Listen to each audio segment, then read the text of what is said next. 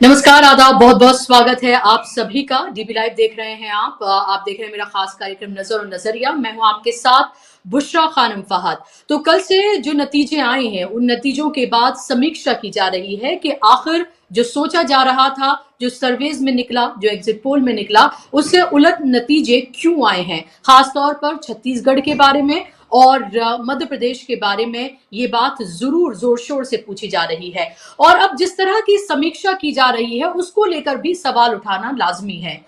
कुछ लोग अब एक हार के बाद, माना कि यह हार बड़ी है और यहां एक्सपेक्ट किया जा रहा था कि कांग्रेस अच्छा करेगी, लग रहा था कि कांग्रेस कम से कम 3 राज्यों में सरकार बना लेगी, लेकिन उसके बाद आप ये देखिए कि कैसे तमाम लोग, सो कॉल जो सेकुलर विचारधारा के जो लोग हैं, वो अब ये कहने लगे हैं कि क्या हिंदी पट्टी से पूरी तरीके से सिमट रही है कांग्रेस। क्या अब मोदी का कोई तोड़ नहीं है? क्या 2024 में मोदी ऐसे ही जीत जाएंगे? क्या अब उनको कोई टक्कर देने वाला नहीं है? क्या कांग्रेस ने खुद हथौड़ी पर अपना पैर मार लिया है? इस तरह के तमाम सवाल, इस तरह की तमाम समीक्षाएं जो बहुत ही शैलो, बहुत ही ऊपरी, सतही और निचले दर्जे की हैं, वो तमाम की जा रही हैं। हार की समीक्षा किया जाना बेहद जरूरी है, उसके हर बिंदु पर बात किया जाना बेहद जरूरी है, लेकिन उसके साथ साथ आपको एक रियलिस्टिक अप्रोच भी रखना बेहद जरूरी है। उसके हर बिंदु पर जब आप बात करें तो आपको यह बात करना बेहद जरूरी है, एक पत्रकार के तौर पर, पॉलिटिकल एनालिस्ट के तौर पर, राजनीतिक विशेषज्ञ के तौर पर, या फिर एक राजनीतिक कार्यकर्ता के तौर पर, कि हम रियलिटी के कितने नजदीक हैं। और आज मैंने सोचा कि क्यों ना आपके सामने इन नतीजों के बाद जो कुछ आंकड़े निकल कर आए हैं उन पर बात की जाए और आपको एक सही साफ तस्वीर आपके सामने पेश की जाए, और खासतौर पे उन लोगों को एक तरह का जवाब दिया जाए जो एक लोकतांत्रिक निजाम से चलने वाले देश में, एक लोकतांत्रिक देश में ये कहने लगे हैं, जो देश की सबसे बड़ी, दूसरे नंबर की सबसे बड़ी विपक्ष पार्टी और दूसरे नंबर की नेशनल पार्टी कांग्रेस है, उसको एक कहने लगे हैं कि वो हिंदी पट्टी से क्या पूरी तरीके से सिमट रही है, और तमाम तरह के क्वेश्चन मार्क उसको लेकर लगाए जाएं। तो मैं आपको ये बताना चाहती हूं कि जिन 4 राज्यों में चुनाव हुए हैं उन 4 राज्यों में कांग्रेस को 4 करोड़ 90 लाख वोट मिले हैं और बीजेपी को 4 करोड़ 81 लाख वोट मिले हैं। एक बार फिर से सुनिए, कांग्रेस को 4 करोड़ 90 लाख और बीजेपी को 4 करोड़ 81 लाख वोट मिले हैं। छत्तीसगढ़ की अगर मैं बात करती हूं तो बीजेपी को करीब 72 लाख वोट मिले हैं और उसका वोट परसेंटेज जो है वो 46.27% है। कांग्रेस को 66 लाख वोट मिले हैं और उसका वोट परसेंटेज 42.23% है। राजस्थान की बात कर लेते हैं। राजस्थान में बीजेपी को 1 करोड़ 65 लाख उसको वोट मिले हैं और 41.69% उसका वोट बैंक रहा है। कांग्रेस की बात करते हैं तो 1 करोड़ 56 लाख उसको वोट मिले हैं और परसेंटेज जो उसका रहा है वो 39.53 यानी कि 39.53% रहा है। मध्य प्रदेश की बात कर लेते हैं। मध्य प्रदेश में जो जो वोट परसेंटेज है, जो एक मतदाता के बीच में जो फर्क आया है कांग्रेस और बीजेपी के, वो थोड़ा सा बड़ा है और उस पर बात करना बेहद महत्वपूर्ण है। बीजेपी की बात करते हैं, 2 करोड़ 11 लाख लोगों ने वोट किया है बीजेपी को और 48.55% उसको वोट मिले हैं। कांग्रेस की बात करते हैं तो 1 करोड़ 75 लाख उसको वोट मिले हैं और तकरीबन 40.40% उसको वोट मिले हैं। और वहीं तेलंगाना की अगर बात कर ली जाए तो तेलंगाना में बीजेपी को सिर्फ 32 लाख वोट मिले हैं और 13.90% उसको जो है वोट मिले हैं। कांग्रेस को 92 लाख लोगों ने वोट किया, 92 लाख लोगों ने वोट किया और उसका परसेंटेज रहा है 39.40। और वहीं बीआरएस को 37 लाख लोगों ने वोट किया है। तो ये आपको बताना बेहद जरूरी है। कुछ लोग कल से ये भी कह रहे हैं कि क्या जो इंडिया गठबंधन के साथ जो पार्टियां थी, क्या उनको कुछ जगहों पर उनके साथ गठबंधन करना चाहिए था कांग्रेस को, और क्या इसका भी खामियाजा भुगतना पड़ा है कांग्रेस को? क्या कांग्रेस अति आत्मविश्वास से ग्रसित थी या फिर एरोगेंट वो हो गई थी, यानी अहंकारी वो हो गई थी? और क्या समाजवादी पार्टी के साथ जिस तरह का उसने रवैया मध्य प्रदेश में रखा उसको ऐसा नहीं रखना चाहिए था? तो एक बात मैं आपको यहां बताना चाहूंगी कि अखिलेश यादव ने कांग्रेस को हराने के लिए वोट मांगे थे, लेकिन कांग्रेस ने समाजवादी पार्टी को हराने के लिए वोट नहीं मांगे थे। और 72 सीटों पर, जी हाँ, 72 सीटों पर मध्य प्रदेश में समाजवादी पार्टी चुनाव लड़ी। अब समाजवादी पार्टी, जाहिर सी बात है, बीजेपी का वोट तो नहीं काटेगी, वो काटेगी कांग्रेस का ही वोट। तो क्या ये सवाल समाजवादी पार्टी से नहीं पूछा जाना चाहिए कि आप एक ऐसे राज्य में जहां आपका ना के बराबर जनाधार है, वहां 72 सीटों पे आखिर चुनाव क्यों लड़ रहे थे? और फिर आप नतीजा देखिए, नतीजा आया है सिर्फ 0.43% वोट हासिल हुए हैं समाजवादी पार्टी को।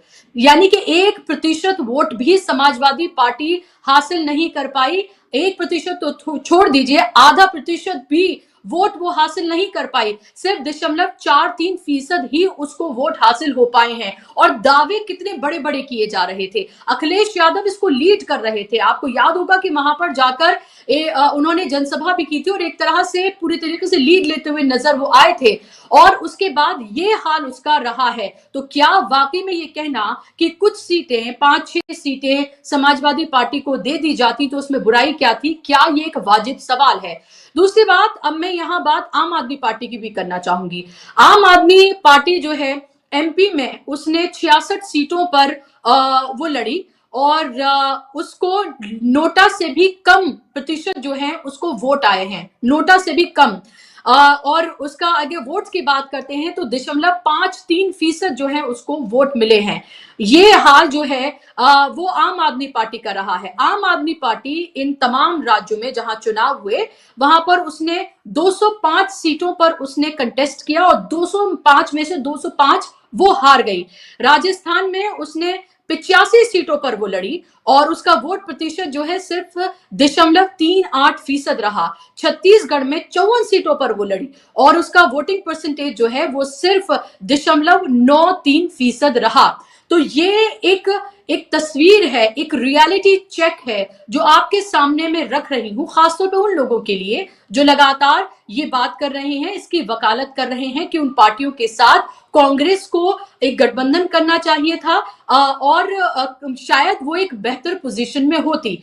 आप तमाम बिंदुओं पर बात करिए, हो सकता है कि कांग्रेस शायद कुछ और पार्टियों के साथ, जो छोटी पार्टियां थी, जो उस राज्य की पार्टियां थी, जो कुछ ट्राइबल ग्रुप्स थे, शायद उनके साथ अगर कांग्रेस अपना अलायंस करती तो उसको शायद कुछ बेहतर नतीजे मिल सकते थे। लेकिन अगर ये कहा जाए कि इंडिया गठबंधन में खासतौर पर जो दो दल हैं जो बहुत बढ़ चढ़ कर बात करते हैं, कांग्रेस को घेरते हुए नजर आते हैं, आम आदमी पार्टी और समाजवादी पार्टी, आपके सामने मैंने उनकी हकीकत और सही तस्वीर आपके सामने रखी है। और कांग्रेस को जो ये लोग कह रहे हैं कि पूरी तरीके से खत्म हो गई है, उसके बावजूद भी इन 4 राज्यों में उसे भारतीय जनता पार्टी से ज्यादा वोट मिले हैं। हाँ, ये बात अलग है कि जो तस्वीर सामने है वो ये है कि नतीजे भारतीय जनता पार्टी के फेवर में गए हैं। लेकिन सवाल ये भी कि क्या अभी भी कोई और ऑप्शन कांग्रेस के अलावा है जो भारतीय जनता पार्टी से सीधे तौर पर टक्कर ले सके?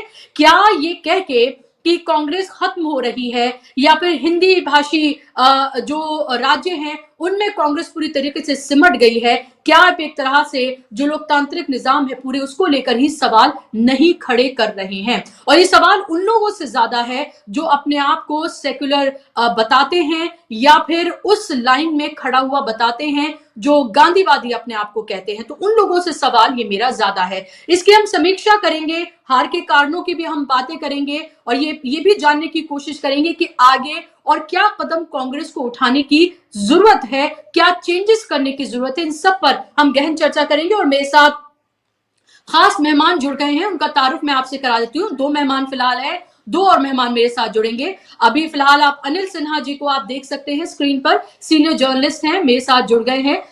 इसके साथ ही हेमंत अत्री जी, सीनियर जर्नलिस्ट, जाना माना चेहरा, मेरे साथ जुड़ गए। दोनों मेहमानों का बहुत बहुत स्वागत, इस्तकबाल। अनिल जी, शुरुआत में आपसे करूं, एक तस्वीर मैंने सामने रखी है लोगों के कि आखिर कितने वोट किस स्टेट में किस पार्टी को मिले हैं। और चारों राज्यों में अगर कंपेयर किया जाए तो अभी भी कांग्रेस जो जितने वोट मिले हैं उसमें कम से कम 10 लाख अभी भी आगे है। यह बात अलग है कि नतीजे उसके पक्ष में नहीं गए हैं। आप इसको कैसे देखते हैं? और खासतौर पर वो लोग जो ये कहने लगे हैं कि कांग्रेस की आप समीक्षा करिए, आप तमाम बातें उसके बारे में कहिए और ये जरूरी है एक पत्रकार के तौर पर, एक लोकतांत्रिक निजाम में आपको ये तमाम बातें कहनी चाहिए, लेकिन क्या कुछ ज्यादा हार्श होकर, अनरियलिस्टिक होकर इन बातों को, इन सवालों को नहीं पूछा जा रहा है? इसको समझना हो तो अभी मैं एक आपको उदाहरण देता हूं। आज ही मैं एक रिपोर्ट पढ़ रहा था जिसमें कि मतलब एक तेज चैनल का ब्लॉग होगा मेरे ख्याल में, वो सबसे तेज चैनल है हिंदुस्तान का। उसने कहा क्या कि 58% आबादी मतलब जगह और 57% जो ये है मतलब भूगोल, वो जो उन्होंने कब्जा कर लिया। ये इन्होंने इसके बारे में बीजेपी के बारे में। अब आप बताएं कि ये बात 2018 में तीनों स्टेट कांग्रेस जीती थी, छत्तीसगढ़, ये राजस्थान और मध्य प्रदेश। तो फिर उस समय उन्होंने ऐसा कभी नहीं कहा कि ये तीनों स्टेट जो है इनके इससे मतलब इतनी आबादी कांग्रेस के पास चली गई। तो ये है फर्क कि आप जब देखते हैं सब चीज, अगर आपने देख लिया हो, अगर आपने काला चश्मा ही लगा लिया हो, तो फिर उसका कोई उपाय नहीं है। ये जिस तरह से कांग्रेस के पीछे लोग कल से पड़ गए हैं कि मैंने हर जगह ये बात कही है कि कांग्रेस को आप कांग्रेस का पोस्टमार्टम कर रहे हैं। क्यों कांग्रेस का पोस्टमार्टम कर रहे हैं? जिस तरह से बीजेपी और कांग्रेस दोनों इसमें पार्टी है और चुनाव हो रहा है, चुनाव एक लोकतांत्रिक प्रक्रिया है, क्या इसका एनालिसिस चुनाव के रूप में होना चाहिए या कांग्रेस का पोस्टमार्टम होना चाहिए? ये सवाल उठता है। ये कांग्रेस का पोस्टमार्टम कर रहे हैं, उसके बारे में बात कर रहे हैं। हमको ये देखना चाहिए कि चुनाव किन परिस्थितियों में किस तरह लड़ा गया चुनाव। ये हमको देखना चाहिए कि क्या चुनाव के जो कायदे कानून थे उसका पालन किया गया। कांग्रेस को किन परिस्थितियों में ये चुनाव लड़ना पड़ा वो भी देखना चाहिए। इलेक्टोरल बॉन्ड्स के बारे में चर्चा अभी सुप्रीम कोर्ट तक में सब जगह जारी है। आप बताएं 90% कॉर्पोरेट चंदा जो चंदा मतलब जिसको आप कहेंगे लीगल चंदा है, इलीगल चंदे की बात छोड़ दीजिए, वो आ रहा है बीजेपी के पास। चुनाव आयोग पूरी उनके हिसाब से ये तय करता है, डेट तय करता है। वो एक जगह तेलंगाना में कहता है कि आप मत किस्त दो किसानों की, और यहां पर वो लाडली बहना की किस्त जारी करने की इजाजत देता है। ये सारा चुनाव के ठीक समय में वहां से वो ट्राइबल की ये चलाते हैं, छत्तीसगढ़ में वो झारखंड से प्रधानमंत्री। मतलब कोई कायदा कानून नहीं है। पूरा चुनाव आयोग, सीबीआई, ईडी, आरएसएस का संगठन, जो कि एक समझ लीजिए कि गैर राजनीतिक संगठन होने का दावा करता है, उसके कैडर्स कोई मतलब आप सेशन के समय में मुझको याद है कि अगर आप बूथ पर ले जाने के लिए अगर व्हीकल्स का इस्तेमाल करते तो आपको चुनाव रद्द होने तक की संभावना थी। एकदम मनाही थी कि किसी भी पॉलिटिकल पार्टी के, मुझको याद है कि बिहार के इलेक्शंस के बारे में मैं आपको बता रहा हूं कि वो लेकर नहीं जा सकते थे बूथ पर। सारे इनके पास रिसोर्सेस था, वर्कर्स थे, उन्होंने बूथ तक पहुंचाया कि ये को अनपढ़ गरीब लोगों को, उनको लगा कि इनको ही वोट करना है। तो ये इन कदाचारों के बीच कांग्रेस ने 40% वोट लाया है। और उसके बाद प्रधानमंत्री नहीं बल्कि पूरा कैबिनेट, अभी कभी आप देखा है कभी हिंदुस्तान में 2014 के पहले कि पूरी की पूरी कैबिनेट चुनाव लड़ रही हो, पूरा का पूरा कैबिनेट चुनाव मैदान में हो। प्रधानमंत्री जो है, जो स्टेट एक्सचेकर है, उसका पैसा उसका खर्च करके, उसका रिसोर्सेस, सिक्योरिटी का, उसके हवाई जहाज सबका इस्तेमाल करके चुनाव प्रचार में लगा हुआ हो, और उसके बाद उससे भी मन नहीं भरता हो तो जब एक जगह चुनाव नहीं है तो उसके बगल के स्टेट में जाके चुनाव प्रचार का काम करता हो। तो ये तो पूरा स्टेट मशीनरी, इंस्टीट्यूशंस सबका इस्तेमाल कर। कभी आपने सुना है कि जब चुनाव चल रहा हो, मॉडल कोड ऑफ कंडक्ट जारी हो, मतलब लागू हो, उस समय चीफ मिनिस्टर के घर ईडी, चीफ मिनिस्टर के यहाँ पीसीसी प्रेसिडेंट स्टेट जो वहां का डोटासरा थे, उनके घर पे छापा डाला जा रहा हो। मैंडेटरी है, मैं आपको बता रहा हूं, जो मतलब प्रक्रिया है कि जब अगर मॉडल कोड ऑफ कंडक्ट जारी है तो कोई भी सरकारी काम उस स्टेट में बिना परमिशन के, इसके क्या कहते हैं, चुनाव आयोग के आप नहीं कर सकते हैं, क्योंकि माना जाता है कि ब्यूरोक्रेसी उनके कंट्रोल में है। ये क्या हुआ कि आपने ईडी भेजा, ब्यूरोक्रेसी क्या कंट्रोल में रहा। तो ये इन परिस्थितियों में राहुल गांधी को इसके लिए बधाई देनी चाहिए कि एकदम विपरीत परिस्थितियों में कांग्रेस, जो एक डिवाइडेड कांग्रेस थी, जो G23 का आप सीन देख चुकी है, वो कांग्रेस एंटी इनकम्बेंसी था। कमलनाथ जैसे रेट्रोग्रेसिव लीडर, प्रोग्रेसिव नहीं कहेंगे उनको, उनके लीडरशिप को भी रख के सामने ये 40% वोट लाया। मैं नहीं मानता कि इसमें रणनीतिक भूल नहीं हुई है। कांग्रेस ने रणनीतिक भूल की।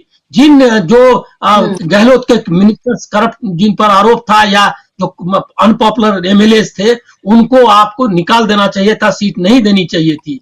इसी तरह से यहां भी पूरा का पूरा गहलोत के हाथ में नहीं देना, ये कमलनाथ के हाथ में नहीं देनी चाहिए, कमान देनी चाहिए थी। आपको नई लीडरशिप को देना चाहिए था। हालांकि नई लीडरशिप भी अपने को साबित नहीं कर पाई है, लेकिन आपको ये एक्सपेरिमेंट करना था। और नैरेटिव बिल्डिंग के लिए ये भी मैं मानता हूं कि जो इंडिया गठबंधन है उसके साथ उनको करना चाहिए था सीट शेयरिंग। एक कम से कम जो भोपाल की रैली रद्द हुई वो बहुत गलत हुआ। नैरेटिव बनाने में कांग्रेस को मदद मिलती, बल्कि अरिथमेटिक में कोई फायदा नहीं था, क्योंकि समाजवादी पार्टी ने कुछ नहीं किया। हाँ, ये जरूर जो आपने सही कहा कि समाजवादी पार्टी का क्या रिस्पॉन्सिबिलिटी नहीं थी कि जिस जगह आपको कोई आपका कुछ है नहीं आधार, वहां आप रैलियां कर रहे हैं। किसके कहने से रैली कर रहे हैं? क्यों कर रहे हैं रैली भाई? उत्तर प्रदेश की अगर जमीन बचानी हो एक बात समझी जा सकती है, लेकिन आप मध्य प्रदेश में क्या करने गए थे? तो ये तो, और आम आदमी पार्टी को तो मैं मानता ही हूं, मैं पहले कई बार बोल चुका हूं, वो तो बी टीम है बीजेपी की।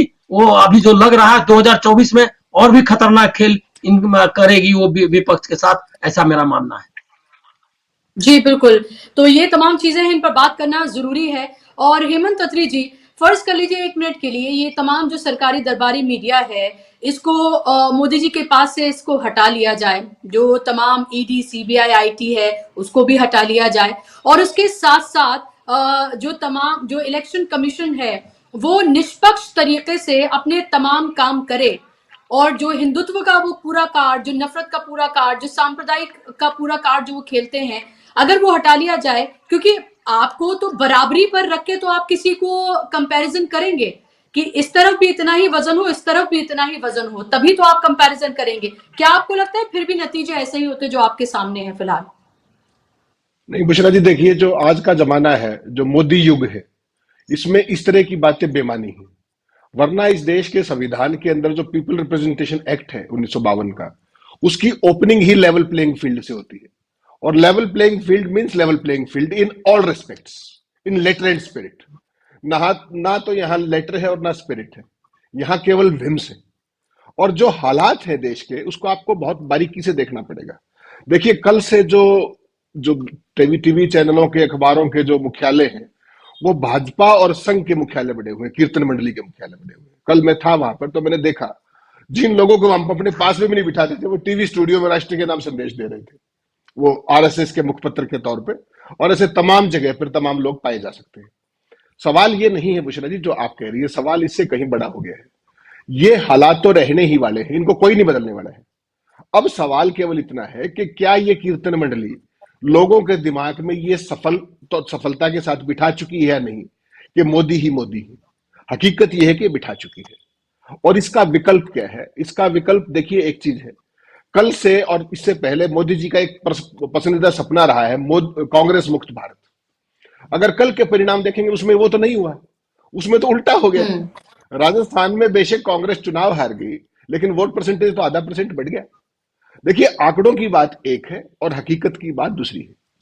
अगर इस चुनाव का आप पोस्टमार्टम करें, मुझे लगता है ये जो कांग्रेस की 3 राज्यों में हार हुई है, ये पूरे इंडिया गठबंधन के लिए एक संजीवनी हो सकती है। मैं इसको इस रूप में देखता हूं। देखिए, अगर आपको 2003 याद हो तो अटल बिहारी वाजपेयी जी की सरकार थी और इन तीनों ही राज्यों में भाजपा को प्रचंड बहुमत मिला था। और उसमें आकर के आडवाणी जी और ये जो प्रमोद महाजन का पूरा वो था, उन्होंने कहा कि साहब फील गुड फैक्टर चल रहा है देश में और इंडिया शाइनिंग है, तो आप चुनाव को प्रीपोन कर लीजिए लोकसभा का।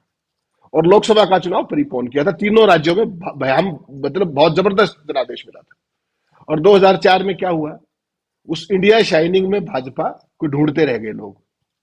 तो ये जो 3 राज्यों का चुनाव है, इनको अगर आप एक दो एब्रेशंस को छोड़ दें 2003 से लेकर अब तक, जो पार्टी इन राज्यों में चुनाव जीतती है वो लोकसभा का चुनाव हारती है। एक तो लोगों को ये याद दिलाया जाना चाहिए। और दूसरा मैं ये कहना चाहता हूं पूरे अदब के साथ कि कांग्रेस पार्टी अगर इस चुनाव में जीत जाती तो निश्चित मान के चलिए उनका अहंकार 7वें आसमान पर पहुंचता। ये इंडिया गठबंधन का पूरा कंसेप्ट निपट जाना था उसमें, और ये सब कुछ बिखर जाता। और मोदी जी का जो जो छक्का मारने का उनका था, जिसकी हैट्रिक की बात करते हैं बार बार, वो सपना उनका साकार होने वाला था। अब जो स्थिति है, अब आप समझिए क्या हुआ है। ये कल 3 राज्यों में चुनाव परिणाम हार गए मैथमेटिकली, अर्थमेटिकली, लेकिन वोट शेयर इंटैक्ट है, पहली बात है। अब अगर ये इंडिया गठबंधन, क्योंकि सारे लेवल प्लेइंग फील्ड में सेम पेडेस्टल पे है, कोई बड़ा कोई छोटा नहीं। कांग्रेस पार्टी भी एक क्षेत्रीय दल की तरह ही होगी, लगभग 3 राज्यों में सरकार है, उससे बड़ा ममता बनर्जी का अकेला वेस्ट बंगाल है, अगर आप इसको इस रूप में देखें। तो अब सारे के सारे इक्वल फुटिंग पर बैठकर अच्छे तरीके से व्यवहारिक बातचीत करके सीट का डिस्ट्रीब्यूशन भी कर सकते हैं, और एक बात भी मान सकते हैं कि अब नहीं तो कभी नहीं। सर्वाइवल का सवाल है पूरे इंडिया गठबंधन के लिए, जो मुख्य धारा के दल है। इसमें मैं आम आदमी पार्टी की बात नहीं करता, वो तो कब किधर पलट जाएंगे, एनसीपी सुप्रीमो शरद पवार की, उसमें मैं ज्यादा वो नहीं करता, क्योंकि वो तो अडानी के भी वहां बहुत सारी बार जाते हैं और तमाम चीजें। लेकिन अगर आप मुख्य धारा की बात करेंगे तो महाराष्ट्र बड़ा इंपॉर्टेंट है, झारखंड बड़ा इंपॉर्टेंट है, बिहार बड़ा इंपॉर्टेंट है, उत्तर प्रदेश बड़ा इंपॉर्टेंट है। वेस्ट बंगाल के अपनी जो अंदर खाने के जो अंतर विरोध हैं कि कांग्रेस, लेफ्ट और ममता कैसे इकट्ठे होंगे या कैसे सीट डिस्ट्रीब्यूशन होगा, या केरल में कांग्रेस और लेफ्ट कैसे, वो सब अंतर्द्वंद हैं, अंतर्विरोध हैं। उसके बावजूद भी एक बात मत भूलिए कि पिछली बार जो साउथ इंडिया के अंदर 130 सीटें हैं 5 राज्यों के अंदर, उनमें बीजेपी की 29 सीट आई थी। That includes Karnataka also, that includes Telangana also. और कांग्रेस की 27 सीट आई थी। लेकिन इस बार तो इफेक्टिवली भाजपा का दरवाजा बंद हो गया है साउथ का एक तरीके से। तो उसमें एक क्या स्थिति होगी, और क्या उत्तर भारत में जब ये पार्टियों का एक सोकाल्ड गठबंधन बनेगा, इंडिया का गठबंधन, जैसे पंजाब के अंदर वो लड़ते रहेंगे, मुझे पता है वो लड़ेंगे, दिल्ली के अंदर भी आम आदमी पार्टी और कांग्रेस लड़ेगी ही, क्योंकि उनका अपना एक खेल है। लेकिन उस सारे के बावजूद जो इंपॉर्टेंट स्टेट्स हैं, बिहार, महाराष्ट्र, झारखंड, उत्तर प्रदेश, क्या वो सीन बनेगा या नहीं। और एक बात को आप और भूल रहे हैं, इस चुनाव के अंदर जिस बात की कोई भी चर्चा नहीं कर रहा है वो है बस बहुजन समाज पार्टी की मायावती, जिन्होंने मध्य प्रदेश के अंदर फिर दोबारा से खेल किया है। कितने % वोट कांग्रेस के गए, उनमें से कितने बसपा ने काटे, वो साइलेंट है जी। और कांग्रेस पार्टी को एक बात समझना पड़ेगा कि लेवल प्लेइंग फील्ड उनको नहीं मिलने वाला है। इलेक्टोरल बॉन्ड्स भी यहीं रहेंगे, सीबीआई ईडी भी यहीं रहेगी, चुनाव आयोग भी रहेगा, न्यायपालिका भी रहेगी, आरएसएस भी वहीं रहेगा। और आपके पास ना तो कोई संगठन है, ना आपके पास आर्थिक संसाधन है, ना आपके नेता सेम पेज पर हैं, ना आपका कोई फिक्स नैरेटिव है। ये जो चुनौतियां हैं, ये इंडिया गठबंधन को और कांग्रेस को देखनी पड़ेगी। कुछ चीजें हैं जिनका वो कुछ नहीं कर सकते, और कुछ चीजें हैं जिनका वो बहुत कुछ कर सकते हैं। उदाहरण के तौर पर संगठन की आप बात करें, मध्य प्रदेश के अंदर कांग्रेस क्यों हारी? कमलनाथ एक व्यापारी आदमी है, फुल टाइम राजनेता नहीं है, सारी बातें होगी। आज मैं पढ़ रहा था कि चुनाव के दौरान 2 महीनों में आरएसएस के जो शाखा स्तर पर मध्य प्रदेश में 3 लाख बैठकें हुई हैं। आप कल्पना कर सकते हैं, 3 लाख बैठकें शाखा स्तर पर केवल मध्य प्रदेश के लिए। इसको संगठन कहते हैं। क्यों? क्योंकि वो मशीनरी बहुत वेल ऑयल्ड है। उनको केवल सांप्रदायिकता ही फैलानी है, उनको केवल हिंदू मुस्लिम ही करना है। और आपके पास क्या है, जो आपका सर्वोच्च नेता है राहुल गांधी, वो जो बात कहता है वो आपके क्षेत्रीय क्षेत्र कभी नहीं कहते। कितने लीडर्स ने आपने ओबीसी काउंटिंग की बात की, बता दीजिए मुझे। जो कमलनाथ ने किया, क्या वो कांग्रेस पार्टी का चुनाव था? वो कौन से बागेश्वर बाबा को लिए फिर रहे थे? राहुल गांधी का कंसेप्ट धर्म को लेकर के, मैं कहता हूं क्योंकि मेरी उनसे बहुत बार इस बारे में बात हुई है खुल के, उनका जो धर्म का कंसेप्ट है और सियासत में धर्म के प्रयोग का कंसेप्ट है, वो इन सब से बेहतर है।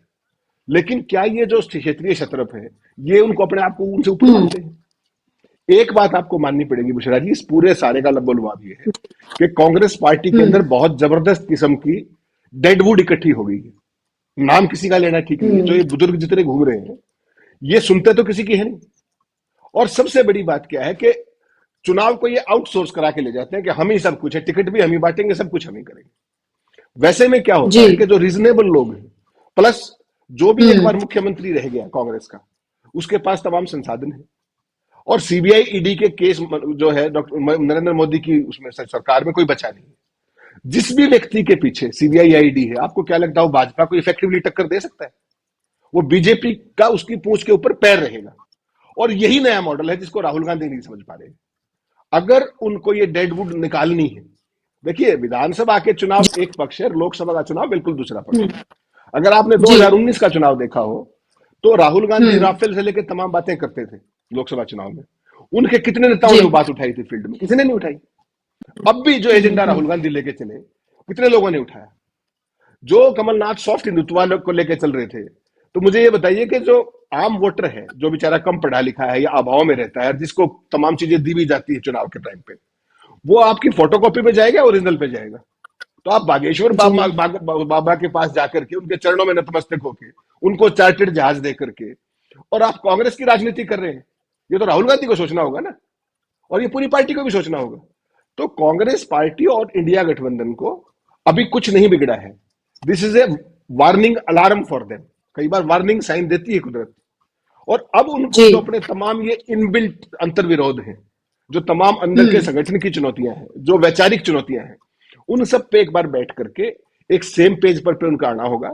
एक जो भावी जो उनका विजन है सत्ता के प्रति, वो एक स्पष्ट मैंडेट दिखाना होगा कि देखिए हम सत्ता में आए तो हम ये चीजें करने जा रहे हैं, चाहे वो लाडली बहना की हेमंत जी आपके पास कुछ भी। जी बिल्कुल हेमंत जी, मैं आपके पास लौटूंगी क्योंकि अनिल जी को जाना है, इसलिए मैं उनसे सवाल पहले लेना चाहती हूँ, फिर आपके साथ ही मैं बात करूंगी। अनिल जी, बहुत सारी बातें हैं जो खुलकर यहाँ पर हेमंत जी ने रखी हैं, और सवाल यही यहाँ पर उठ रहा है कि अगर हम बीएसपी को देखते हैं तो राजस्थान में उसने 2 सीटें हासिल की हैं, और अगर उसका वोटिंग परसेंटेज हम देखें तो समाजवादी पार्टी से कहीं ज्यादा है। आज मायावती ने एक ट्वीट भी किया चुनावी प्रक्रिया पर, उन्होंने खुलकर पहली बार मैंने देखा कि इस तरह से वो सख्त अल्फाज में उनका एक लंबे चौड़े 3-4 उनके ट्वीट्स हैं जिसमें उन्होंने चुनावी प्रक्रिया को लेकर भी सवाल खड़े किए हैं, और इसको लेकर एक क्वेश्चन मार्क लगाया है जो शायद कोई और किसी और पार्टी की तरफ से नहीं किया गया है। लेकिन सवाल अब ये उठ रहा है कि क्या कमलनाथ को लेकर अब ये कहा जा रहा है कि वो एक थका हुआ चेहरा थे, एक बुजुर्ग चेहरा थे, उन्होंने रैलियां भी शिवराज सिंह चौहान के मुकाबले में कहीं कम की हैं, वो ओवर कॉन्फिडेंट हो गए थे, उनको ये लग रहा था कि अब तो एक तरह की लहर चल रही है और उस लहर में वो जीत ही जाएंगे। लेकिन क्या आपको लगता है कि इस बार हर बार हम ये देखते हैं कि नए वोट को टारगेट करती है भारतीय जनता पार्टी, क्या आपको लग रहा है कि एक बड़ा हिस्सा जो ट्राइबल वोट का था इन राज्यों में, उसको बहुत अच्छे से हैंडल किया है भारतीय जनता पार्टी ने, और जीत कहीं ना कहीं इसकी वजह से भी जो सीटें बढ़ी हैं उसकी कहीं ना कहीं ये भी उसकी एक वजह है, चाहे छत्तीसगढ़ के बस्तर इलाके की बात करें या हम राजस्थान की बात करें, मध्य प्रदेश की बात करें, क्योंकि हमें देखना होगा कि एक बड़ा चंक आता है यहाँ से एसटी वोटर्स का खास तौर पर। और झारखंड में जब वो गए थे बिरसा मुंडा की जयंती पर, जिनको भगवान माना जाता है, और एक बड़ी योजना का जिस तरह से उन्होंने ऐलान किया था, क्या आपको लग रहा है वो सब कांग्रेस की दी हुई योजनाएं उन सब पर भारी पड़ गया? क्या जिस तरह से एक ट्राइबल व्यक्ति के ऊपर जो मुंह पर पेशाब किया गया था, क्या वो तमाम चीजें उनको अफेक्ट नहीं की जिनकी बात बार बार कांग्रेस ने उठाई, या आपको लग रहा है कि इसमें कहीं ना कहीं उस तरह से जुड़ने में कांग्रेस चूकी? कांग्रेस निश्चित तौर पर चूकी है। उसमें प्रॉब्लम एक देख लीजिए ऐसा है कि जो बस्तर को मतलब ये जो पेशाब की घटना थी, अगर वो चाहती कांग्रेस तो इसको एक बड़ा नैरेटिव बना सकती थी। और भी था बस्तर में तो जो कॉर्पोरेट का जो चल रहा है ऑनस्लाउट, जिसको आप हमला कहते हैं, वो बहुत बड़ा मुद्दा है वो बस्तर में।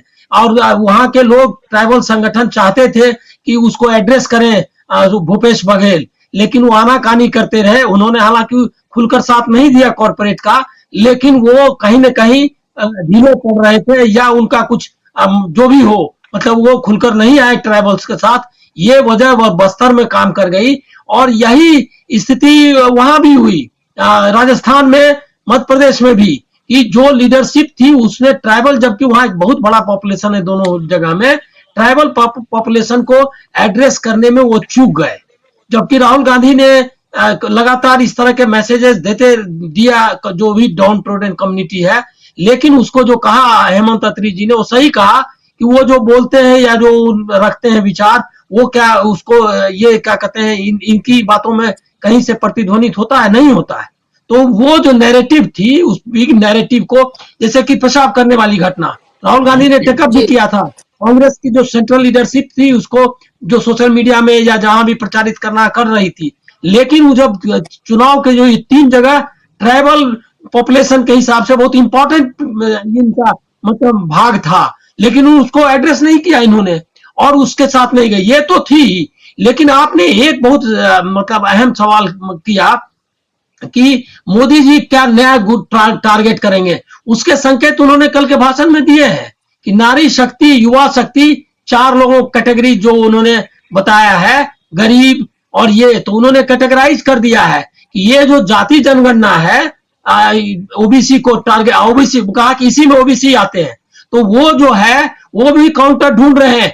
एक बात तो मानना होगा कि राहुल गांधी ने नैरेटिव जो है सेट करने में, वो एजेंडा सेट करने में कामयाब रहे, लेकिन उनके सिपह सलार जो है उनको समझिए कि उनको फेल करा दिया। नहीं तो अभी फिर जो जिस तरह से मोदी जी ने कल कहा है उससे लगता यही है कि जो एजेंडा है वो अंततः राहुल गांधी का ही सेट किया हुआ है, क्योंकि अभी जैसे जाति जनगणना का मुद्दा उठा रहे हो तो उसके काट में इन्होंने ये कैटेगरीज बनाने शुरू किए हैं जो नॉन कास्ट कैटेगरीज हैं या नॉन मतलब कैटेगरीज हैं। असल में है क्या कि हिंदुत्व जो है वो एक हिंदू एकता या हिंदू आइडेंटिटी पर डिपेंड करता है, बाकी कास्ट के आइडेंटिटी, कास्टलेस सोसाइटी भी उसका उद्देश्य नहीं है, तो वो कास्ट को इस्तेमाल करता है एक औजार के रूप में।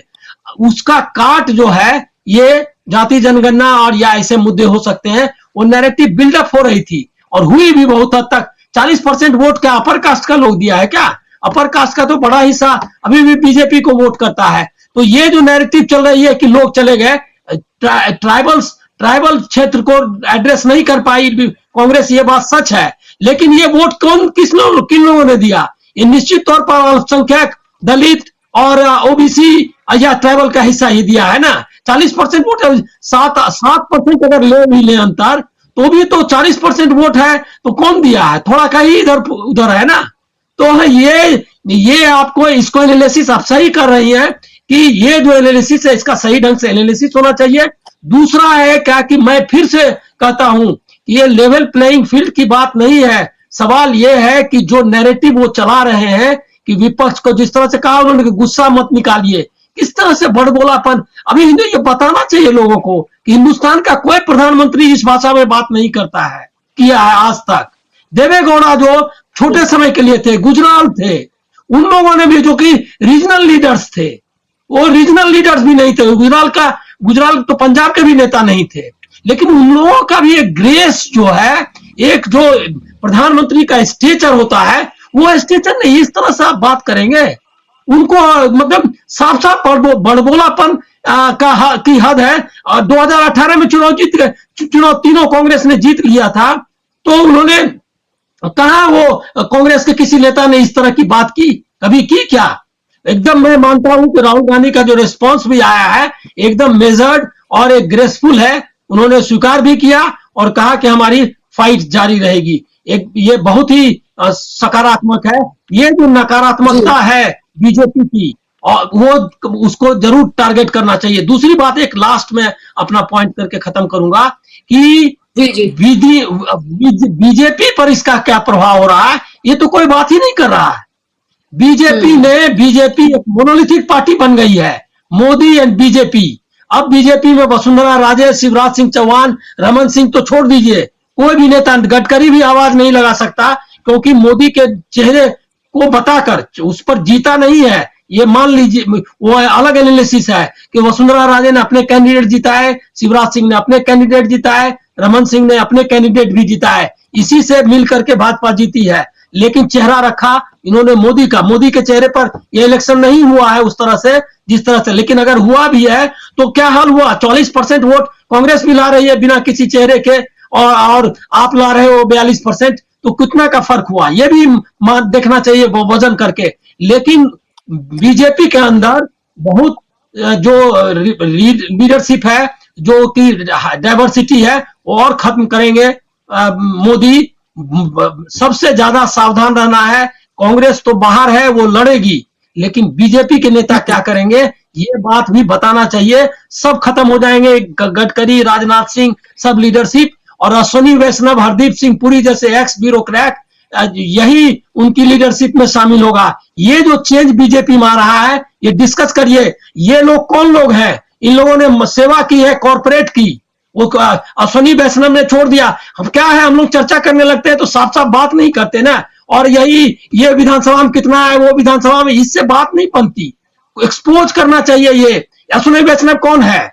ये कॉर्पोरेट के लिए नौकरी छोड़ दी इसने, उसकी सेवा की जो ब्यूरोक्रेसी में था, ब्यूरोक्रेसी से बाहर आया तो उसके बाद बिजनेस कर रहा था उसके साथ। सीमेंस को अभी ठेके दे रहा है, उसी कंपनी में वाइस प्रेसिडेंट रह चुका है।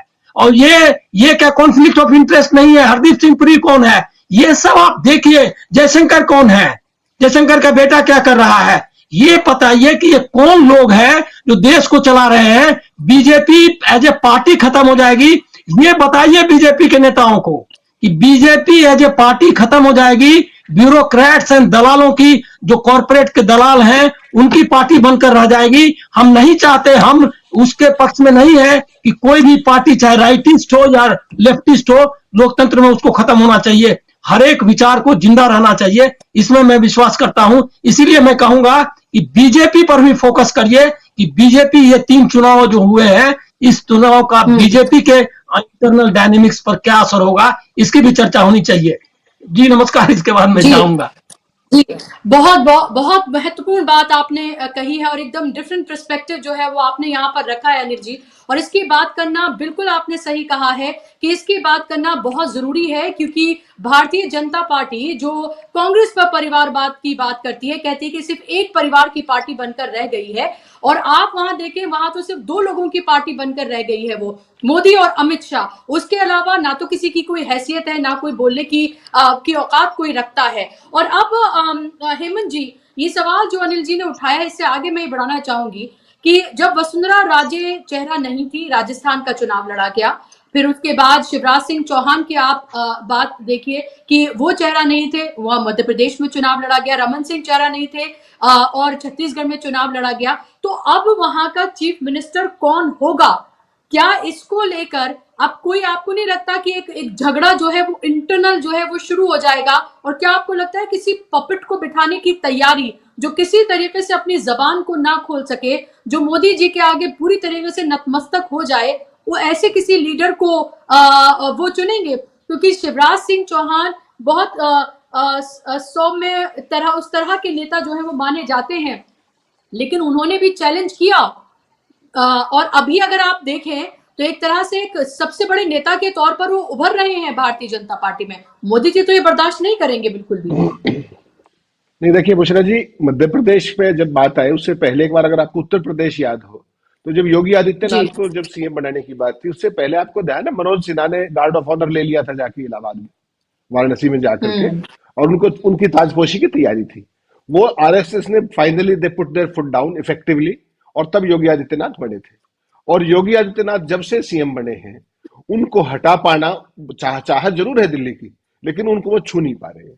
तो ऐसी गलती मोदी और शाह इस बार करेंगे, इसमें थोड़ा सा शक है। देखिए, कन्वेंशनल विजडम क्या कहती है, जो मोदी के सिस्टम में कन्वेंशनल विजडम की कोई गुंजाइश नहीं, वरना आमतौर पर क्या होता है कि अगले 5 महीने के अंदर चुनाव है, और तीनों के जिनका आपने नाम लिया, चाहे वो शिवराज हो, चाहे वसुंधरा हो, चाहे रमन सिंह हो, वो पुराने लीडर रहे हैं, 3-3 बार के चीफ मिनिस्टर रहे हैं। तो होना ये चाहिए आमतौर पे कि उनको मजबूरी में ही सही लोकसभा चुनाव तक मुख्यमंत्री रखा जाए, ताकि वो सारे सिस्टम को पार्टी के हिसाब से करके चुनाव में वोट कर, उसके बाद उनको बदलना है तो बदल देंगे। लेकिन मोदी को सबसे बड़ी चिंता ये है कि अगर एक बार उनको कहीं बिठा दिया तीनों में से, तो फिर उनको हटाना उतना आसान नहीं है। जैसे योगी वाली स्थिति है वो वहां भी हो सकती है, और तीनों अपनी इंडिविजुअल कैपेसिटी में बहुत बड़े लीडर हैं उन स्टेट्स के अंदर। तो जो अनिल जी, जो मेरे साथी हैं पुराने, अभी जो कह रहे थे, अश्विनी वैष्णव जैसे लोग या बाबा बालकनाथ जैसे लोग, या ऐसे ही जिनका कोई धरातल पे कोई वो नहीं है, और जो केवल और केवल यस मैन है। देखिए, जो मोदी जी की जो पूरी जो सोच है और जो उनका नया पैटर्न है, उसमें उनको मनोहरलाल खट्टर और अश्विनी वैष्णव और तमाम जो हरदीपपुरी टाइप के लोग ही काम आते हैं, उनको पहली पसंद है वो, ताकि वो किसी भी तरीके की चुनौती ना रहे और यस मैन रहे ऑल थ्रू। लेकिन इन स्टेट्स के अंदर चुनौती बहुत दूसरे तरीके की भी है। मध्य प्रदेश की अगर आप बात करेंगे तो कोई, ये जितने भी चैनल्स आपके कहते रहे कि मोदी का जलवा है, मोदी का चमत्कार है, मोदी की गारंटी है, इन तीनों ही स्टेट्स के अंदर बिना क्षेत्रीय छत्रपों के भाजपा को ये जीत मिलनी असंभव थी। एक फर्क देखिए आप कहते हैं कि मोदी के नाम पे चुनाव लड़ा, जो शिवराज चौहान है वो तो फेस नहीं थे पार्टी के, उन्होंने फेस ना होते हुए भी 160 जनसभाएं की, 160 क्षेत्रों में गए 230 में से। और जो कमलनाथ थे वो तो घोषित मुख्यमंत्री के चेहरे थे, वो 230 में से पूरे चुनाव के दौरान केवल 30 में गए। ये अंतर है, ये सिंगल हैंडेडली शिवराज चौहान की मेहनत है। इसी तरीके से वसुंधरा का देख लीजिए, इसी तरीके से रमन सिंह का देख लीजिए। जो आपने सवाल पूछा बड़ा व्यवहारिक है और पूरी भारतीय जनता पार्टी टकटकी लगाए देख रही है कि अब मोदी की पर्ची में से क्या निकलेगा। जहां तक कन्वेंशनल विजडम है उसमें तो यह लगना चाहिए कि तीनों को बढ़ना चाहिए फॉर द टाइम बिंग, लेकिन मोदी इस तरह का रिस्क लेंगे, और क्योंकि वो उनका जो सबसे बड़ा जो फैसले करने का तरीका है वो बड़ी शॉक थेरापी में भरोसा रखते हैं। जो वाव फैक्टर होता है ना, अरे अश्विनी वैष्णव सीएम, वाव का जो वो है उनका, वो एक बड़ा एक इंपॉर्टेंट फैक्टर इसमें रहने वाला है। तो मुझे लगता है कि फैसला सिर्फ और सिर्फ मोदी का होगा, और इन तीनों स्टेट्स के अंदर शिवराज चौहान को अगर आप छोड़ दें तो आरएसएस भी वो मजबूती नहीं दिखाएगी जैसे उन्होंने योगी आदित्यनाथ के लिए दिखाई थी। शिवराज चौहान आज भी आरएसएस की पहली पसंद है, लेकिन चूंकि आजकल आरएसएस भी मोदी जी की जेब में ही है पूरे तरीके से। आरएसएस भी आपने कोई डिफरेंस ओपिनियन नहीं देखा होगा पिछले कुछ समय में। उसका कारण केवल साफ है कि आरएसएस जो अपने आप को गैर राजनीतिक संगठन कहता है, आज की तारीख में वो किसी राजनीतिक संगठन से भी बड़ा हो गया है। आराम परस्ती के हिसाब से, सुविधाओं के हिसाब से, सुरक्षा मानकों के हिसाब से, भवनों के हिसाब से, हवाई यात्राओं के हिसाब से, चार्टर्ड फ्लाइट के हिसाब से, तो उनके अंदर भी वो सारी चीजें आ गई हैं जो किसी भी राजनीतिक दल में सत्ता के दौरान आती है। तो ऐसे में ये देखना होगा कि कैसे बैलेंसिंग करता है आरएसएस और बीजेपी मोदी की इच्छा के मामले में, जहां तक तीनों चीफ मिनिस्टरों का सवाल है। बहुत ही रोचक रहने वाला है ये, और जो भी फैसला करेंगे वो अपने आप में एक चुनौती होगा। अगर शिवराज को बना दिया तो चुनौती है, नहीं बनाया तो भी चुनौती है, क्योंकि लोकसभा चुनाव 5 महीने के अंदर है। जो कुछ भी होगा उसका इंपैक्ट सामने दिखेगा। और इस बार जो मोदी की जो समझदारी रही, उन्होंने क्या किया इन तीनों स्टेट्स में, इन्होंने किसी को चेहरा नहीं बनाया और मुख्यमंत्री का सवाल खुला छोड़ दिया। तो उससे हुआ क्या कि 5-5, 6-6 एमपी भेज दिए चुनाव लड़ने के लिए। उससे हुआ क्या कि जो पार्टी के अंदर इंटरनल बिकरिंग होनी थी, जो हर एक पार्टी में होती है, कांग्रेस में भी है, वो इंटरनल बिकरिंग की बजाय वो सारे अपने अपने मेंबर्स को, अपने अपने नंबर्स को जुटाने में जुट गए कि मैं जिता लूं, कितने जिता सकता हूं, कितने जिता सकता हूं, क्योंकि सबको मुख्यमंत्री का पद दिख रहा था। और कांग्रेस ने यही गुस्ताखी कर दी कि उनके मुख्यमंत्री के चेहरे साफ थे, इसलिए जो बाकी जो जिनको नहीं बनना था उन सब ने उनका काम तमाम कर दिया कांग्रेस पार्टी का। ये बेसिक अंतर है मोदी शाह की रणनीति में और कांग्रेस की रणनीति में। जो इफेक्टिव फाइनली क्या हुई कि शिवराज ने अपनी मेहनत की, तोमर ने अपनी मेहनत की, जितने भी लोग भेजे गए थे सबने अपनी अपनी मेहनत की। और ऐसे ही राजस्थान के अंदर यही आपने छत्तीसगढ़ में देखा, और गजब हुआ तेलंगाना में, आपने जितने एमपी भेजे सारे चुनाव हार गए। तो ये एक फर्क है, जहां पर आपकी एक लहर थी उसमें उस मोमेंटम को एडअप किया। और जिस तरीके की स्थितियां हैं, ये दोनों ही तरीके से कन्वेंशनल विजडम से जाएंगे तो भी चुनौती होगा, और कन्वेंशनल विजडम से नहीं जाएंगे, वो थेरापी करेंगे तो उसमें भी एक चैलेंज होगा, क्योंकि चुनाव 5 महीने के अंदर है, लोकसभा में सीटें चाहिए आपको। और ये तीनों स्टेट्स वो हैं जिनमें केवल 3 को छोड़ करके बाकी सारी स्टेट्स बीजेपी की थी। छत्तीसगढ़ में 1 सीट आई थी, छत्तीसगढ़ में 2 सीट आई थी बीजेपी की, कांग्रेस की और जो ऑपोजिशन की, और 1 कमलनाथ के बेटे की आई थी, बाकी तो क्लीन स्वीप था। और मोदी के लिए हैट्रिक की, जिसकी कल वो बात कर रहे थे पार्टी मुख्यालय में, अगर वो उनको हैट्रिक मारनी है तो इन 3 स्टेट्स के अंदर उनको 100% स्कोर चाहिए। अब कौन मुख्यमंत्री दिला पाएगा नहीं दिला पाएगा, उसके पीछे जो सोच होगी वही रणनीति होगी, और वो आजकल में आपके सामने आ जाएगी। बिल्कुल। और ये माना जाता है कि 2019 में तो पुलवामा के बाद जो एक लहर थी उसमें शायद तमाम किले जो हैं वो ढह गए थे, जिसकी उम्मीद नहीं थी, और एक तरफा जीत जो है वो मिली थी। लेकिन इस बार की सिचुएशन अलग है। क्या मंदिर के उद्घाटन के बाद, राम मंदिर के उद्घाटन के बाद, क्या वो सिचुएशन और ज्यादा बदलती है? क्योंकि जो सवाल थोड़े ये लग रहे थे कि शायद 9.5 साल में लोगों में थोड़ी सी अकल आई है, ये धर्म की जो बात है, जो सांप्रदायिक सियासत है, शायद ये अब उस तरह से परवान नहीं चढ़ रही है, इस तरह के सवाल उठने लगे थे। लेकिन क्या हेमंत जी, इन जीत के बाद जो ये जीत हासिल हुई है, क्या इन सवालों ने फिर से रफ्तार पकड़ ली है? क्या हम ये माने कि खासतौर पर हिंदी पट्टी की अगर हम बात करें तो वहां पर अभी भी ध्रुवीकरण, सांप्रदायिकरण, धर्म की सियासत, मंदिर की बात और जिस तरह से नरेंद्र मोदी का जो एक स्टाइल है, क्या वो सब काम किया है? और क्या वेलफेयर स्टेट की जो बात है, क्या वो उस तरह से काम नहीं की है? क्योंकि ये पचाना इसलिए मुश्किल है ये बात, क्योंकि अगर हम वोटिंग परसेंटेज पर देखते हैं, जितने वोट कांग्रेस को मिले हैं उसको देखते हैं, तो ये समझ में तो आता है कि जो बातें कही गई, जो नैरेटिव बनाया गया, जो वेलफेयर स्टेट की बात की गई, सामाजिक न्याय, सामाजिक बराबरी की, उस आइडिया को लोगों ने नकारा नहीं है। लेकिन शायद कुछ स्ट्रेटेजी में उस तरह की कमी रही, या लोगों तक पहुंचने में, या फिर जो नेता थे उन राज्यों के जिन पर कांग्रेस ने भरोसा दिखाया, उनके कन्विक्शन में शायद कुछ कमी रह गई। ये जो आइडिया लोगों के जहन में उस तरह से घर नहीं किया, और शायद कुछ ऐसी इस तरह के स्टेप्स बीजेपी ने उठाए जिसका फायदा उसको मिला। कैसे देखते हैं आप? क्योंकि एक तरह का कंफ्यूजन जरूर पैदा करता है लोगों के जहन में। नहीं बुशरा जी, इसको जो बीजेपी की चुनाव की रणनीति होती है ना, उसको आपको समझना पड़ेगा बहुत बारीकी के साथ, जो आज तक अपोजिशन नहीं समझ पाया और इसी से मार खा रहे हैं पिछले 9 साल से। देखिए, भारतीय जनता पार्टी का एक चेहरा वो है जो चुनाव में आपको दिखता है, जो सामने आके कैंपेन करते हैं, और दूसरे हैं बैकरूम बॉयज। उस बैकरूम बॉयज के अंदर भी एक रणनीतिकार है और दूसरे हैं जो डेटा साइंस पे काम करते हैं। पिछली बार आदिवासियों में किस किस ने वोट दिया था, कितना दिया था, क्या हुआ था, एक एक बारीक से बारीक फिगर पे, क्योंकि उनके पास रिसोर्सेज है, उनके पास मैन पावर है, और जो उनके पास चुनाव की और सत्ता की भूख है, वो सत्ता को किसी भी कीमत पर छोड़ना नहीं चाहते हैं।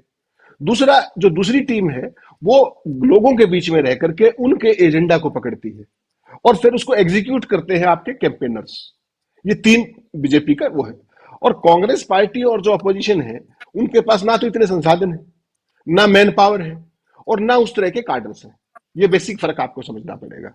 और जब सत्ता की भूख की बात आती है, तो वो बीजेपी को निपटाने से पहले अपने विरोधियों को पार्टी के अंदर निपटाने में ज्यादा भरोसा करते हैं।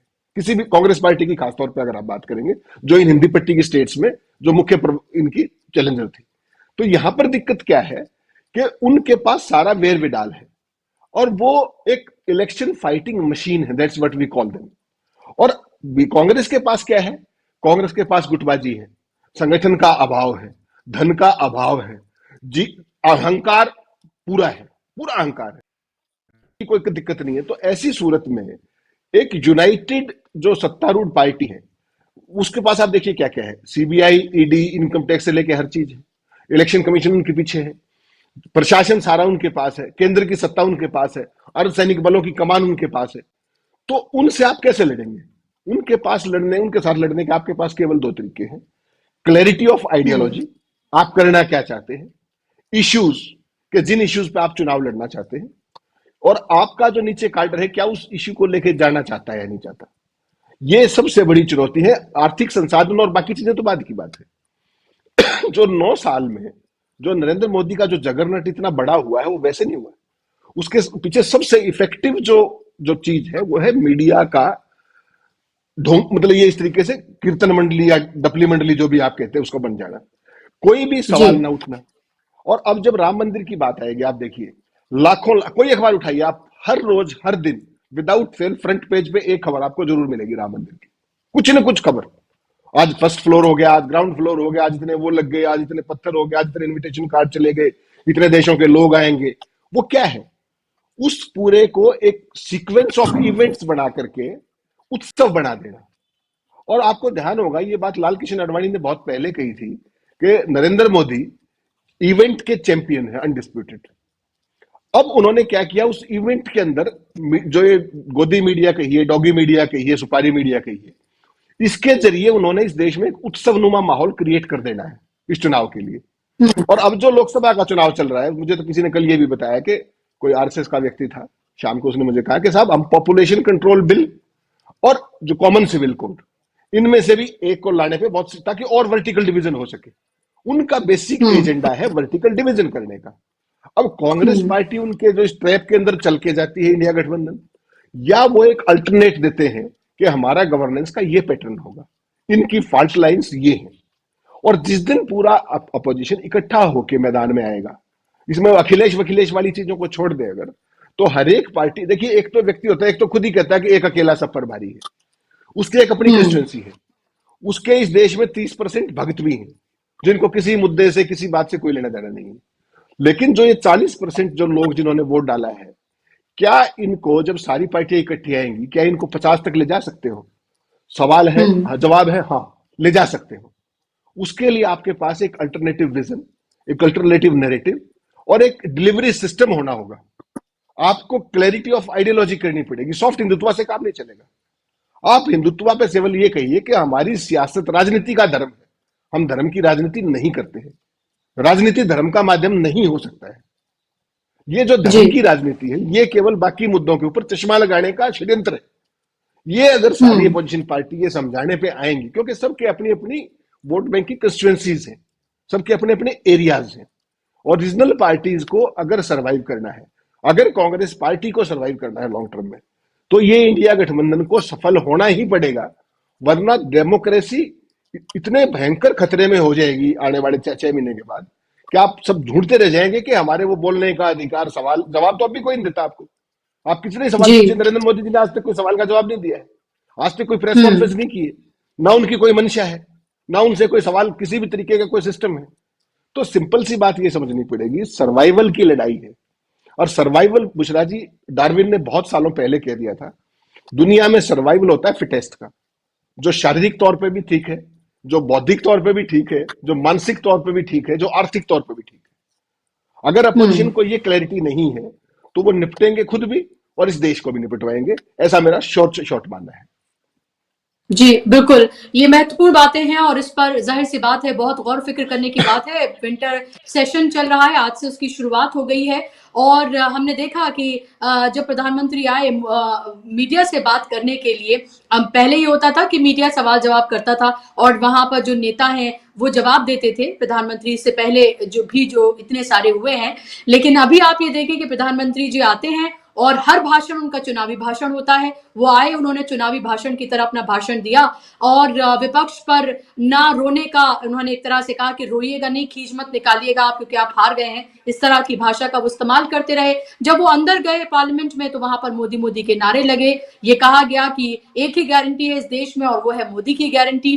तो आप ये देखें कि एक इंसान की भक्ति में उसकी पार्टी तो है ही, लेकिन देश का एक बड़ा वर्ग भी किस तरह से पूरी तरीके से उसकी भक्ति में लीन है। ये कहीं ना कहीं ये भी एक पॉइंट है जिसको देखने की जरूरत है कि किस तरह से जो नैरेटिव बिल्डिंग है जो मोदी मीडिया के जरिए की जाती है वो कैसे घर घर तक पहुंचाई जा रही है और उसका असर हो रहा है। अब ये इंडिया गठबंधन, तमाम पार्टियों को ये देखना है कि वो इसकी काट कैसे लेकर आते हैं और कितने अग्रेसिव होकर वो अपना नैरेटिव बिल्डिंग जो है वो करते हैं। जिन बातों पर उन्होंने एक तरह से शुरुआत की है, एक बेस बनाया है इस इंडिया गठबंधन का, उसको कितनी मजबूती से लोगों के सामने एकजुट होकर रखते हैं। यही एक आखिरी तरीका है जिससे शायद 2024 में कुछ बदलाव की उम्मीद की जा सकती है। तो अब देखना होगा कि आगे किस तरह की राहें निकलती हैं। बहुत शुक्रिया हेमंत जी आपका वक्त देने के लिए और इस चर्चा का हिस्सा बनने के लिए। शुक्रिया आप तमाम दर्शकों का भी हमारे कार्यक्रम को देखने के लिए। तो जाहिर सी बात है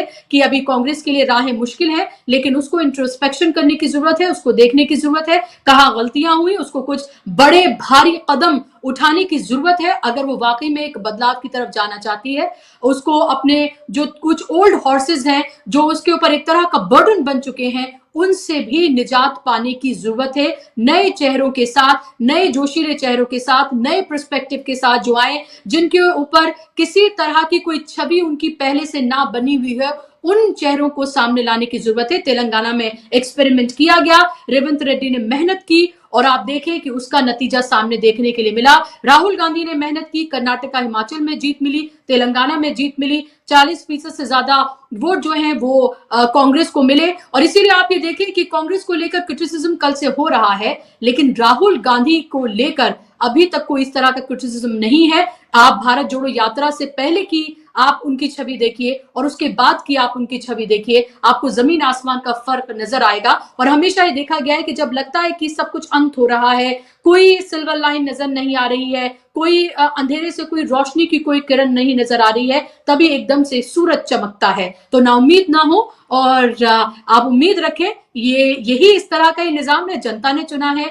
जनादेश है, इसकी रिस्पेक्ट करिए और आप जिस भी आइडियोलॉजी में यकीन रखते हैं उसमें यकीन रखिए। आज के कार्यक्रम में बस इतना ही और 7 बजे आपके साथ न्यूज पॉइंट लेकर हाजिर होंगे राजीव जी। नमस्कार।